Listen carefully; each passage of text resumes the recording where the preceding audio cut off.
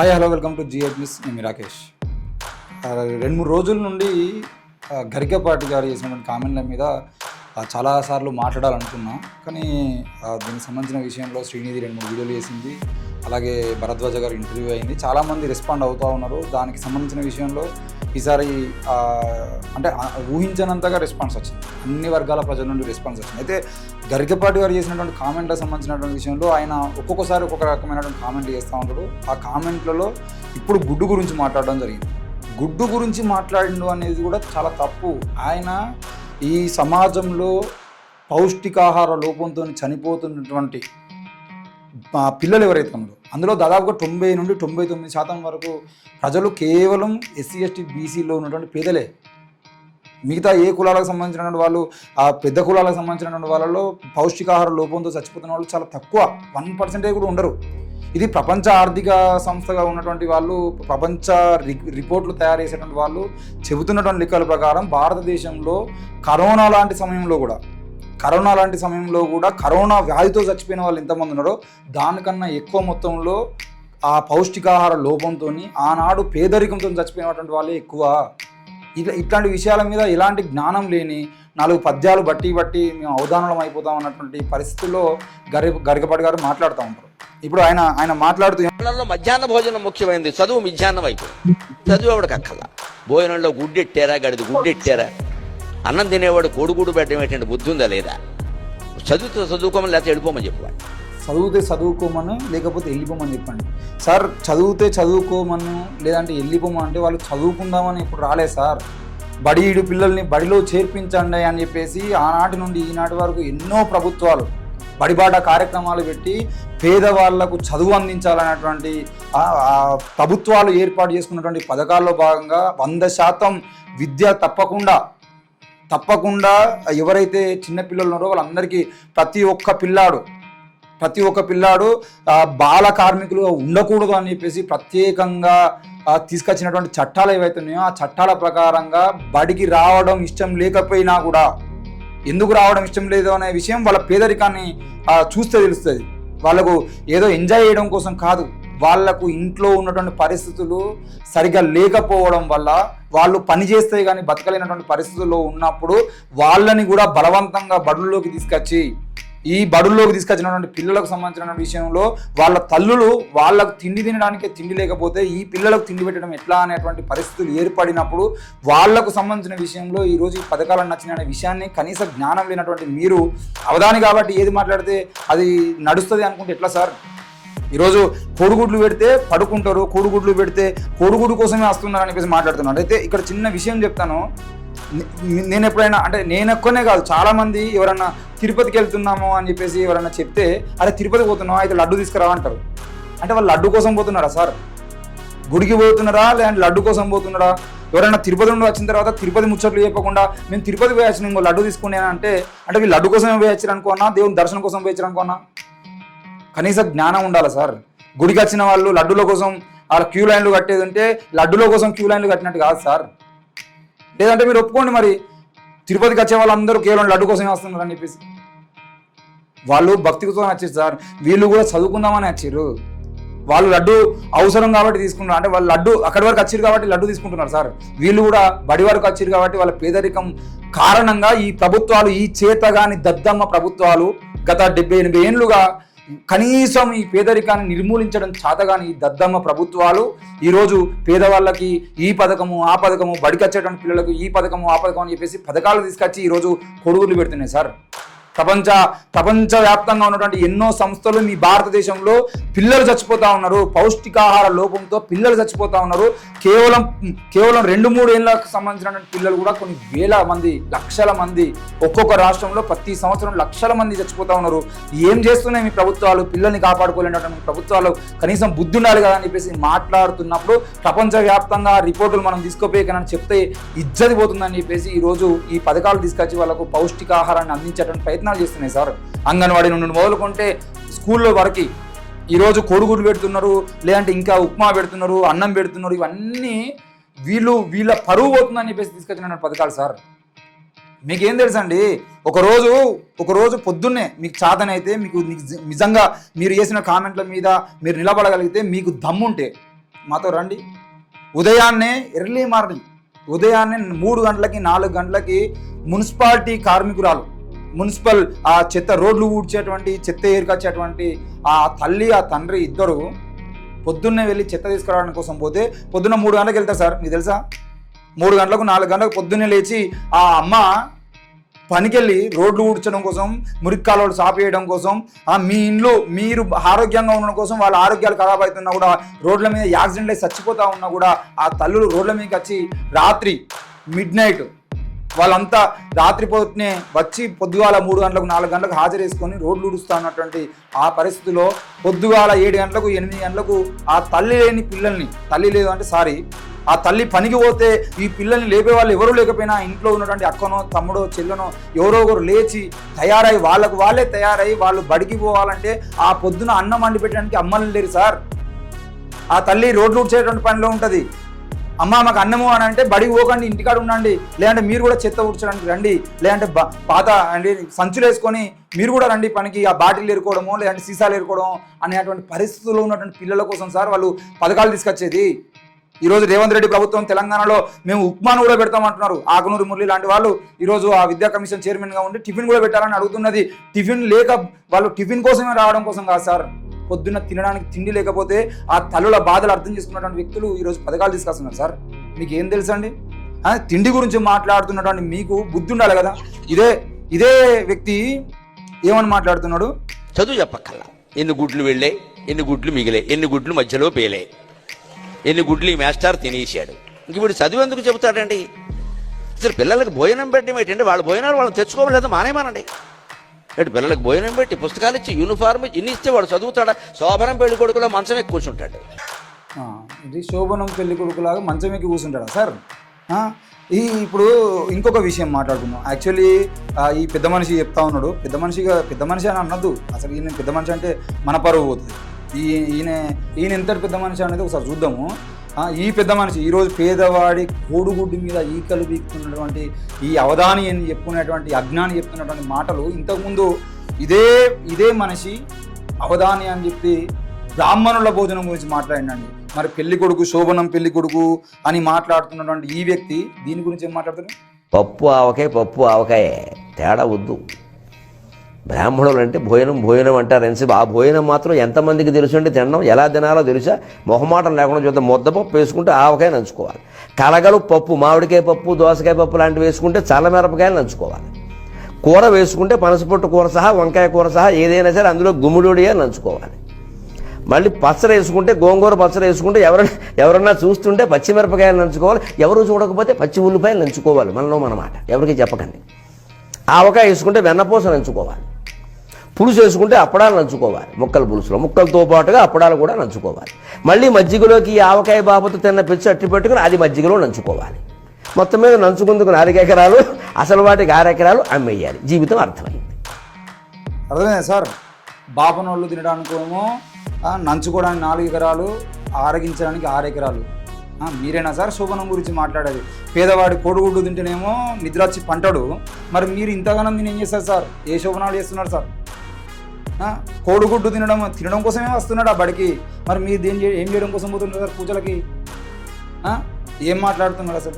కనీసం జ్ఞానం ఉండాలి కదా, బుద్ధి ఉండాలి కదా. ఈరోజు ఉపాధ్యాయులు కోడిగుడ్లు లెక్కలు రాయడం కోసమే వాళ్ళ పని అయిపోతుందా? కోడిగుడ్లు మధ్యలో వాళ్ళే మింగేస్తున్నారా? ఈ చాతగాని ప్రభుత్వాలు కదా సార్. అటెండర్ల దగ్గర నుండి, వాచ్మెన్ల దగ్గర నుండి, ఆయమ్మల దగ్గర నుండి, ఈ వంట అండేటువంటి వ్యక్తులు కనీసం ఒక స్కూల్లో 100 మంది ఉన్నాయంటే 100 మందికి 4 ఉండాలి భోజనం వడ్డించి పెట్టడానికి అని చెప్పేసి చెప్తా ఉంటే ఒక్కరు కూడా లేరు సార్ సరిగా. మీరు మాట్లాడుతున్నారా? టీచర్లు లెక్కలు పెడుతున్నారంటే టీచర్లు లెక్కలు పెట్టద్దు అనుకున్నాయంటే ఓ మనిషిని అపాయింట్ చేయాలి కదా. ఎవరు సార్ పేదోడు చేసుకుంటారు అపాయింట్మెంట్? ప్రభుత్వం కదా చేయాల్సింది. మీకు దమ్ముంటే ప్రభుత్వాన్ని కదా ప్రశ్నించాల్సింది. ఓహో పద్మశ్రీ ఇచ్చింది కాబట్టి మీరు ప్రశ్నించరేమో, అంతేనా? పద్మశ్రీ వచ్చింది కాబట్టి మీరు ప్రశ్నించారా సార్? భోజనాల గురించి మాట్లాడే అర్హత మీకు లేదు సార్. భోజనాల గురించి మాట్లాడే అర్హత ముఖ్యంగా మీకు లేదు సార్. ఎందుకనంటే మీరు మాట్లాడినటువంటి వీటికి సంబంధించినటువంటి విషయంలో ఏంటిది, వంట వాళ్ళకి డబ్బులు లేవని చెప్పేసి మాట్లాడుతున్నటువంటి మీరు వంట వండేటువంటి వాళ్ళకి డబ్బులు లేవని 1-2 సార్లు చెప్తున్నటువంటి మీరు ఈరోజు తెలంగాణ ప్రభుత్వం అయినా ఆంధ్రప్రదేశ్ ప్రభుత్వం అయినా దేశవ్యాప్తంగా చాలా రాష్ట్రాల్లో దీప నైవేద్య పథకం అనేది ఒకటి ఉంది సార్. ఎందుకు ఇస్తున్నారు సార్? అది దేనికోసం సార్? అది దాని గురించి మాట్లాడే దమ్మునా సార్ మీకు? ఎట్లా మరి సరే అసలు దీప అంటే గుడికి పోతున్నాడు అంటే పూజారులు అందరూ జీతం కోసమే పోతున్నాడు సార్. కనీసం అంటే మీరే 1-2 సార్లు ఏం మాట్లాడుతుంటే బ్రాహ్మణుల భోజనానికి సంబంధించిన విషయంలో 4 ఎకరాలు 6 ఎకరాలు నంచుకోవడమే. ఏ కూరకి ఏం నంచుకోవాలో కూడా మీరు లెక్కలు చెప్తున్నారు కదా సార్. అప్పడాలు ఎప్పుడు నంచుకోవాలి, మజ్జిగలోకి ఏం నంచుకోవాలి, కూరలోకి ఏం నంచుకోవాలి, ఆవకాయకి ముద్దపప్పుకు ఏం నంచుకోవాలి, నెయ్యి ఎప్పుడు వేసుకోవాలి అంటే బ్రాహ్మణుల భోజనం అయితేనో ఇన్ని నంచుకోవడానికే ఇన్ని ఉంటే ఆడ పౌష్టికాహార లోపంతో చచ్చిపోతున్న వాళ్ళ కోడుగుడు పెడితే ఈగలు వింటారా? మీకు విషయం తెలుసా? పౌష్టికాహారం పేరుతోని ఈ తెలంగాణ రాష్ట్ర వ్యాప్తం కాదు భారతదేశ వ్యాప్తంగా భోజనం పెడతా ఉన్నటువంటి వాటిలలో ఇప్పటికీ 90% పాఠశాలల్లో పురుగులు వస్తూ ఉన్నాయి సార్. ఆహారంలో ఎక్కడో ఒక దగ్గర ఒక స్కూల్లో మాత్రమే భోజనం టీచర్లు కూడా తినేటట్టుంటున్నాయి. మీకు ఏం తెలుసు అసలు? ఒక్కసారైనా గవర్నమెంట్ పాఠశాలలోకి వెళ్ళి మీరు ఆ పాఠశాలలో ఉన్నటువంటి భోజనం తిన్న మొహాలు అయితే మీకు తెలుసు. రోడ్ల మీకు వస్తున్నారు సార్. బొద్దింకబడింది, భోజనంలో బొద్దింకబడింది, 40 మంది అస్వస్థత అని చెప్పేసి హాస్పిటల్లో చేరుతా ఉన్నారు సార్. మధ్యాహ్న భోజనంలో బల్లి పడింది అని చెప్పేసి 100 మంది విద్యార్థులకు అస్వస్థత అయితే గవర్నమెంట్ ఆసుపత్రులు చేరుతున్నారు సార్. అక్కడ కూడా గవర్నమెంట్ ఆసుపత్రులే సార్. ప్రైవేట్ ఆసుపత్రుల్లో చూపించేటువంటి పరిస్థితులు లేవు సార్ ఈ ప్రభుత్వాల దగ్గర. ప్రైవేట్ ఆసుపత్రుల్లో చూపించలేక ప్రభుత్వ హాస్టల్లో ఉండి బల్లి పడితే అది తిని దానివల్ల వాంతులు విరేచనలు అయ్యి చావు బతుకుల మధ్యలో ఉండేది ఉంటే చచ్చిపోతున్నారు సార్. చాలా కేసులలో చచ్చిపోయినటువంటి వాళ్ళ విషయాలు బయటికి రాకుండా కాపాడుతూ ఉన్నారు సార్. మీకేం తెలుసు ప్రభుత్వ పాఠశాలకు సంబంధించిన పరిస్థితుల గురించి? ఇక ఈయనకు సంబంధించిన విషయంలో అంతెందుకండి, ఇప్పుడు తినడం కోసం పోతున్నారా లేదంటే వాడు తినడం కోసమే వచ్చేదంటే బడి పని చేయంటారు. చిన్నప్పుడు అమ్మ ఒక పిల్లాన్ని బడికి పంపించాలంటే వాడి బడికి పోనని మారాం చేసేది ఉంటే అరే నీకు చాక్లెట్ కొనిస్తా బడికి పోరా అంటారు. చాక్లెట్ కోసం పోతాడు వాడు బడికి, అంతేగాని మనకి చదువు మీద ఇంట్రెస్ట్ అనే విషయం కాదు. అక్కడ బడికి పోవడం కోసం ఏం చేయాలి అనే అంశం ఏదైతే ఉందో అక్కడ చిన్నప్పుడు అమ్మాయి చేసినటువంటి అంశమే ఇక్కడ ప్రభుత్వాలు చేస్తూ ఉన్నాయి.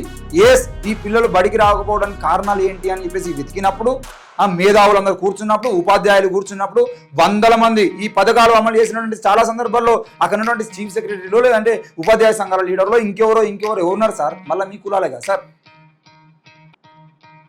ఎప్పుడో ఒక ఆర్ఎస్ ప్రవీణ్ కుమార్ లాంటి ఒక వ్యక్తి సోషల్ వెల్ఫేర్ సెక్రటరీగా వచ్చినప్పుడు ఆయన ఒక చిన్న పథకం తీసుకొచ్చింటే కనీసం నెలకోసారి మటనో 2 సార్లు చికెనో వచ్చింది సార్. అప్పటిదాకా ఏం రాలే. ఎస్ఆర్ శంకరన్ పుణ్యాన గురుకుల పాఠశాల వచ్చేది అంటే ఆర్ఎస్ ప్రవీణ్ కుమార్ పుణ్యాన కనీసం ఒక పూట నెలలో ఒక పూట వాళ్ళకు మటన్ తినేటువంటి భాగ్యం వచ్చింది సార్.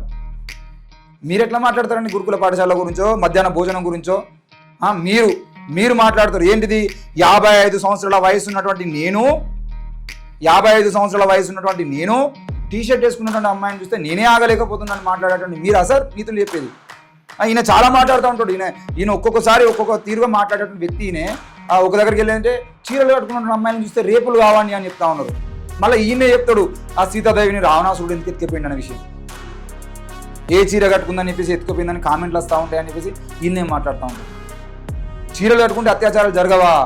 స్వామీజీలు బాబాలు చేస్తున్నారు సార్, ఫకీర్లు పాస్టర్లు చేస్తున్నారు సార్ అత్యాచారాలు. మీకు తెలుసా ఆ విషయం? నిత్యానంద అనే స్వామి ఏం చేసిండో మీకు తెలుసా? ఎంతమంది స్వాములు పేర్లు చెప్పకుండా పోతే మొన్న కూడా కర్ణాటకకు సంబంధించినటువంటి ఒక స్వామీజీ కూడా అత్యాచారంకి పోక్సో కేసులో కేసు నమోదైంది సార్. మీకు తెలియదు ఆ విషయం? చీరలు కట్టుకుంటే అత్యాచారాలు ఆగిపోతాయనంటే ఈ దేశంలో అత్యాచారాలు ఎందుకు పెరుగుతున్నాయని కానీ మీరు మాట్లాడాల్సింది. ఆడది టీషర్ట్ వేసుకునేదంటే ఆ టీషర్ట్ వేసుకున్నందుకు ఆమెను తిట్టడం కాదు, టీషర్ట్ వేసుకున్నా కూడా ఆమెను తల్లిలాగా చూసుకోవాలనే జ్ఞానాన్ని మగవాళ్ళకు కదా మనం పంచాల్సింది. గుడికి వచ్చినప్పుడు గుడిలో ఉన్నప్పుడు ఏ విధంగా ఉంటున్నారో బడిలో ఉన్నప్పుడు ఏ విధంగా ఉంటున్నారో అట్నే బయట ప్రపంచంలో ఉండాలి. మీరే చెప్తారు కదా సార్ దేవుడు అన్నీ చూస్తూ ఉంటాడు అని చెప్పేసి, మరి ఎందుకు భయం లేకుండా పోతా ఉన్నారు? దయచేసి మీరు మాట్లాడుతున్నప్పుడు ఇక మీరు 55 ఏళ్ళ వయసులో నేనే ఆగలేకపోతున్నప్పుడు మీ భార్య గారు అయినటువంటి కామేశ్వరి గారు చెప్పారండి చాలా విషయాలు. మీరు ఎంత మంచివారో, మీరు ఆడవాళ్ళ పట్ల మీరు ఎట్లా ప్రవర్తిస్తారో, మీ క్యారెక్టర్ ఏందో అన్నీ కామేశ్వరి గారు పిన్ టు పిన్ చెప్పారు. మర్చిపోయారేమో, మీరు మర్చిపోయారేమో, ఒక్కసారి వెనక్కి తిరిగి చూసుకోండి. లేదంటే ఈ వీడియో చూస్తున్న వాళ్ళు చాలామంది యూట్యూబ్లో పోయి Garikapati Narasimha Rao wife comments on Garikapati అని చెప్పేసి కొట్టండి, లేదంటే కామేశ్వరి కామెంట్స్ ఆన్ గరికపాటి అని కొట్టండి. గరికపాటి వైఫ్ కామేశ్వరన్ వీడియో అని కొట్టండి, మీకు వస్తాయి. ఈ గరికపాటి అనే వ్యక్తి ఎంత దుర్మార్గుడో, ఆడవాళ్ళ పట్ల ఎట్లా బిహేవ్ చేస్తాడో వాళ్ళ భార్యనే చెప్పింది, వేరే వాళ్ళు ఎందుకంటే. నీలాంటి వ్యక్తులు ఈరోజు మాట్లాడుతూ ఉంటారు. ఈయన మాట్లాడినటువంటి మాటలలో గుడ్డు మీద ఈగలు విక్కుతున్నారు అని చెప్పేసి పోస్టులు పెడితే చాలా మంది వచ్చి కామెంట్లు పెడతా ఉన్నారు. ఈరోజు గరికపాటి మాట్లాడిందంటే తప్పేమున్నది అని చెప్పేసి. మరి వీళ్ళే ఒకానొక సందర్భంలో ఇదే గరికపాటి ఏమని మాట్లాడిందంటే, ఈయన మాట్లాడుకుంటూ నాస్తికుల గురించి మాట్లాడతారండి. ఏమని, మనలో చాలా మతవాదులు ఉంటారు చూడండి, వైష్ణవులు, శైవులు, శాక్తీయులు. వీళ్ళు ఒకసారి అస్సలు శివుడేనండి, విష్ణువు ఏంటంటే ఇక్కడ అంటారు. మళ్ళీ లేదండి, విష్ణువేనండి, మొత్తం మూలం విష్ణువే. అతి పరాశక్తి ఎవరండి? విష్ణువుకి శక్తి ఉంది కదండి, మళ్ళీ శక్తి ఏంటండి అని వైష్ణవులు అమ్మవారిని ఒప్పుకోరు, శైవులు విష్ణువుని ఒప్పుకోరు, శాక్తీయులు వీళ్ళిద్దరినీ ఒప్పుకోరు. అసలు నాస్తికుడు అందరికంటే గొప్పవాడు, వాడు ఎవరిని ఒప్పుకోడు. నాస్తికుడు అందరికంటే గొప్పవాడు, ఇది ఎవరిని ఒప్పుకోడు అన్నప్పుడు చాలా మంది గరికపాటి మీద ఈ రోజు గరికపాటికి సపోర్ట్ చేస్తున్న వాళ్ళు ఎవరైతే ఉన్నారో వీళ్ళందరూ ఆనాడు గరికపాటిని తిట్టిన వాళ్ళే. నేను ఆనాడు కూడా గరికపాటి మీద మీరు ఏదో నాస్తికులను మెచ్చుకుంటారు కానీ అది హిందువులను రెచ్చగొట్టడం కోసం అనే విషయం మాకు తెలుసండి అని చెప్పేసి మాట్లాడిన వాళ్ళు. సో దయచేసి అంటే ఇక్కడ ఏం చెప్తున్నా అంటే, ఈరోజు ఆయనకు సపోర్ట్ చేయాలి అంటే ఒక వర్గము మెజారిటీ ఆఫ్ ద పీపుల్ ఏం చేస్తున్నారు అనే విషయం చూసి వాళ్ళకు వ్యతిరేకిస్తున్నారా, మేము పాజిటివ్ సపోర్ట్ చేస్తాం, వాళ్ళు సపోర్ట్ చేస్తున్నారా, మేము వ్యతిరేకిస్తాం అనే బుద్ధి లేని ఆ ప్రయత్నాలు చేయకండి. ఈరోజు చెప్తా ఉన్నా, ఈరోజు ప్రభుత్వ పాఠశాలలో చదువుతున్నటువంటి చాలామంది పిల్లలలో, గురుకుల పాఠశాలలో చదువుతున్నటువంటి చాలామంది మెజారిటీ పిల్లలలో హిందువులే ఎక్కువ. ఆ విషయం తెలుసుకోరా?